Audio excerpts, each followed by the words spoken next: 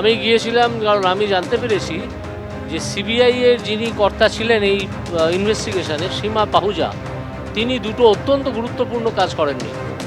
একটা ঘর যেটা আজ প্রায় 2 বছরের কাছাকাছি বন্ধ হয়ে আছে, যেখান থেকে কিছু ইনক্রিমিনেটিং থিংস পাওয়া যেতে পারে, সেটা তিনি খোলেননি, কেউ খোলেনি।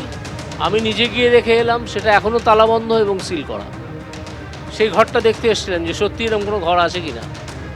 দ্বিতীয়ত হচ্ছে একটা সিঁড়ি, যে সিঁড়ি দিয়ে আন্দাজ করা হচ্ছে যে একটা ডেড বডি নামানো হচ্ছিল যেদিন অভয়া মারা যায়, খুন হয় সেই দিন রাত্রে। এর একটা ভিডিও তুলেছিলেন একজন নার্স। তার ভিডিওটা সিবিআই এর সীমা পাহুজা তিনি ওনার কাছ থেকে নিয়ে নেন এবং বলেন যে আপনি নিজের ভিডিওটা মুছে দিন, না হলে আপনি বিপদে পড়বেন। কেউ আর বিপদে পড়তে চায়, তিনি নিজের ভিডিওটা মুছে দেন, কপিটা দিয়ে দেন সিবিআই এর সীমা পাহুজাকে। তারপর থেকে আর কখনো ওই ভিডিওটা সর্বসমক্ষে আসেনি। এইটা প্রকাশ করতে হবে।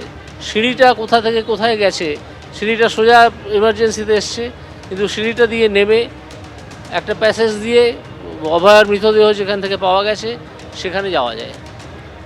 এসব কিচ্ছু সিবিআই এখনও পর্যন্ত দেখেনি। আপনি কি বলছেন যে সিবিআই তদন্তে গাফিলতি করেছে না নির্দিষ্ট করে সীমা পাহুজার বিরুদ্ধে অভিযোগ? আপনি তার জন্য কি দাবি করছেন? আমি সীমা পাহুজার বিরুদ্ধে অভিযোগ করছি এবং সীমা পাহুজাকে একজন অ্যাকিউজড হিসেবে এই মামলায় জড়তে হবে।